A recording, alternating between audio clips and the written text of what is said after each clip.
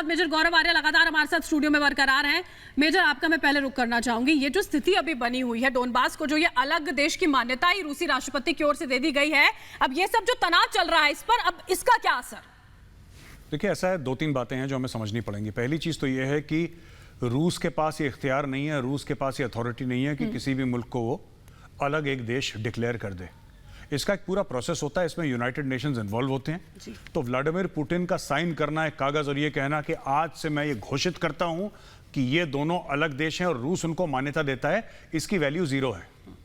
ठीक है, पहली चीज ये साफ तौर पे बता दूं, इससे उनकी लीगल एंटिटी पे कोई फर्क नहीं पड़ता। पहली बात, रशिया के पास ना वो पैसा है, ना रशिया के पास वो पावर है, ना रशिया के पास वो डिप्लोमेसी है, ना रशिया के पास यूनाइटेड नेशंस पे वो होल्ड है। हाँ ठीक है, Russia United nation security council का एक अहम मेंबर है, इसमें कोई शक नहीं है। ये यूनिलैटरल डिसीजन है जिसकी जीरो मान्यता है, तो इसको पहले तो हम भूल जाएं। दूसरी चीज, रूस वही कर रहा है जो चीन भारत के साथ करने की कोशिश कर रहा है पिछले 4-5 साल से, इनफैक्ट कई सालों से, लेकिन पिछले 4-5 सालों से ये ज्यादा हो गई है। जो चाइना ने डोकलाम में करा, जो चाइना ने ईस्ट लद्दाख में करा, पिछले 2 सालों से वहां पे चल रहा है। कितनी कोर कमांडर, दर्जन भर से ज्यादा कोर कमांडर लेवल की टॉक हो गई। जो चीन अरुणाचल में करने की कोशिश कर रहा है, तो यही चीज रूस चीन से सीख रहा है और यही चीज रूस करने की कोशिश कर रहा है, पुशिंग द एनवेलप। यहां पे बोला मिलिट्री एक्सरसाइजेस, रूस कह रहा है कि हमने मिलिट्री एक्सरसाइजेस करी, वही चाइना भी कह रहा था कि हमने टिबेटन प्लेटो पर मिलिट्री एक्सरसाइज करी है, हमारी मैक फोर्सेस वहां पे आ गई हैं। राइट, भारत की तरफ से उनको बिल्कुल आप ये कहिए कि उनका करारा जवाब पड़ा। रूस वहां से, चाइना जो है पीछे हट गया, गायब हो गया, अब आराम से उनसे बातचीत चल रही है। यूक्रेन क्योंकि बहुत छोटा मुल्क है, उसके साथ दादागिरी हो सकती है, तो रूस उनके साथ दादागिरी कर रहा है। But the fact of the matter is कि रूस की वो अथॉरिटी नहीं है कि अचानक रात को उठ के पुतिन ने कागज पे साइन करे और बोले कि कल से मैं घोषित करता हूं ये देश एक नया देश होगा। ये पुतिन की अथॉरिटी है ही नहीं। बिल्कुल, तो देखिए सर, आप बने रहेगा हमारे साथ, ये एक बहुत अहम जानकारी है जो मेजर की ओर से हमको बताई गई। और इसी बीच देखिए एक बड़ी खबर है जिसका मैं रुख करना होगा। यूएनएससी में यूक्रेन ने बयान दिया, यूएन के सदस्यों पर निशाना साधा। हमला करने वाला देश यूएन का सदस्य है, अंतर्राष्ट्रीय कानून का उल्लंघन किया गया। रूस समझौते के लिए सामने आए, बातचीत के लिए तैयार है, वही कूटनीतिक रास्ते जिनका जिक्र बार बार यहाँ पर किया जा रहा है। रूस कहता है कि वो ये चाहता है, लेकिन ऐसा करने के लिए कम से कम स्थिति यहाँ पर समझ में नहीं आती है। के सिन्हा इस वक्त हमारे साथ जुड़े हुए हैं, रक्षा विशेषज्ञ, उनका भी हम रुख कर लेते हैं। सर, बार बार कूटनीतिक रास्ते अपनाने की बात कही जा रही है, अब जब ये अलग देश के तौर पर पूरे हस्ताक्षर कर दिए जाते हैं रूसी राष्ट्रपति की ओर से, और जो बात यहाँ पर मेजर कर रहे हैं उनसे आप कितना इत्तेफाक रखते हैं सर? और क्या ये महज वही है, सिर्फ और सिर्फ प्रेशर पॉलिटिक्स यहाँ पर रूस की ओर से? देखिए, जो गौरव आर्य कह रहे हैं वो उनसे मैं सहमत हूँ। उसका एक पहलू है, एक पक्ष है, एक दूसरा पक्ष है जिसको ये नहीं कि मैं डिसएग्री कर रहा हूँ, मगर वो सच्चाई है, कड़वी सच्चाई है, उसको समझना होगा और पूरे विश्व में देखेंगे कि अनफोल्ड होगा। मैं कुछ दिनों से ये बात बताता रहा हूँ कि देखिए, ये आज नहीं तो कल होगा ही। डॉनबास का जो इलाका है, जो एलपीआर और डीपीआर कहते हैं, जो लुहांस्क पीपल रिपब्लिक या डोनेट्स्क पीपल रिपब्लिक, ये कोई आज का नहीं है कि कल किसी ने कह दिया है, 16 तारीख को पास कर दिया। 2014 में इसकी नींव रख दी गई थी और जब मिन्स्क 1 में तो इसको नहीं माना था, मिन्स्क 2 के अंदर में ये दोनों सिग्नेटरी नहीं रहे, मगर उन्होंने अटेंड किया इसको। देखिए, जब क्या हुआ था, मिन्स्क 2 जो भारत बात करता है, और भारत का पक्ष बहुत अच्छा है। देखिए, जो गौरव कह रहे हैं, उन्होंने अरुणाचल का बात बोल दिया, चाइना का बात बोल दिया, मगर आप बताइए 2019 में हमने कहा, जब हम कह रहे थे पीओके में हमारा है, यूएन के अंदर में उसकी रेजोल्यूशंस हैं, और जो हम कहते हैं गिलगिट का इलाका हमारा है, तो ये इसकी तुलना मैं वहां से करूंगा, ना कि यहाँ से। देखिए, 2071 में हमने ईस्ट पाकिस्तान बना दिया था, तो उसको वहां गए थे, इसी तरह जब वहां पर हुआ था, और यूएन ने वहां पर भी नहीं किया था। आज बांग्लादेश को यूएन नहीं मान्यता देता, मगर वो है सच्चाई की, वो बना हुआ है। तो सच्चाइयों को हम थोड़ा सा तथ्य में रखेंगे, कड़वा सच है ये, और ये कड़वा सच को हम नहीं समझेंगे, होगा जमीन में यही।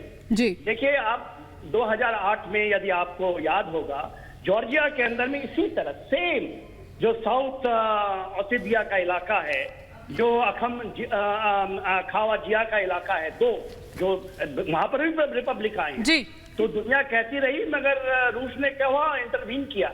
यहाँ इंटरवीन मेरे अनुसार तो उन्होंने नहीं करेगा, हाँ। कड़ी सच्चाई यही है। बिल्कुल। अच्छा सिन्हा सर, मैं माफी के साथ रोक रही हूँ आपको।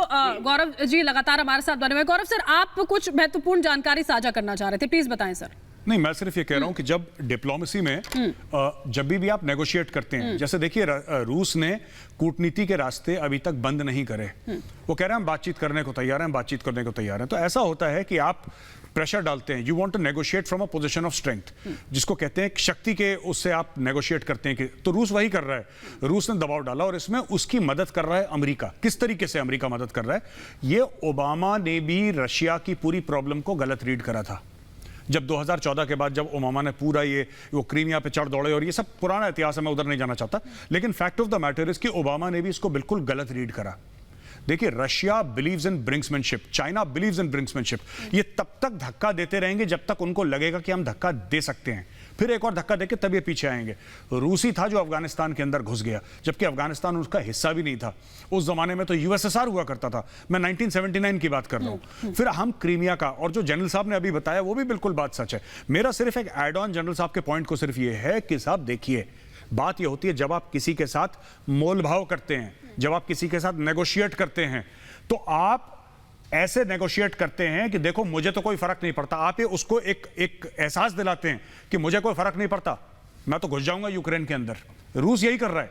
चाहे रूस की अंदर जाने की मंशा हो ना हो अलग बात है, लेकिन रूस यही इम्कान दे रहा है, रूस यही इंडिकेशंस दे रहा है कि मैं तो अटैक कर दूंगा, आई विल अटैक। और यही बात जो बाइडेन भी कह रहा है, लेकिन जो बाइडेन का उस चीज को कहने का अर्थ कुछ और है, उसके मतलब कुछ और हैं। वो अपना फिर उल्लू सीधा कर रहा है। लेकिन अमेरिकन अब अच्छा, वीकनेस इतनी ज्यादा है यूरोपियन रिस्पॉन्स में, अमेरिकन रिस्पॉन्स पे, कि जैसे ही रशियन बॉर्डर पे रशिया ने प्रॉब्लम करी और वहां पे 1 लाख अपने 100,000 अपने ट्रूप्स यूक्रेन के बॉर्डर पे लगा दिए, तो सबसे पहले अमेरिका ने बोला अपने फौजी जो वहां पे थे, ट्रेनिंग करने गए थे, स्पेशल फोर्सेस, उनको निकालो। फौजियों का तो तब काम है जब लड़ाई शुरू हो। अमेरिका अजीब काम कर रहा है कि जब लड़ाई शुरू होती है तब अपने फौजी हटा देता है, फिर उनका क्या फायदा वहां पे, सिर्फ ट्रेनिंग करवा के। तो if you stand with Ukraine then you stand with Ukraine. आपके अग्रेसिव सी में मनूवर होने चाहिए। ये ब्लॉकेड करने की कोशिश कर रहा है रशिया, तो आपके अग्रेसिव सी में मनूवर होने चाहिए जितने हैं उससे ज्यादा। रशिया को यह पता होना चाहिए कि नेटो, पूरा जो नेटो है, it is willing to fight fire with fire, तब रशिया बैक डाउन करेगा। अभी तक चाइना ज्यादातर चुप है इसमें, चाइना ने ज्यादातर कुछ नहीं बोला है, क्योंकि रशिया को पता है रशिया किसकी बैक पे कर रहा है, ये चाइना के बैक पे कर रहा है। तो हमें ये Russia is now trying to negotiate from a position of strength. हमने ये कर दिया, अब आप क्या करोगे बताओ।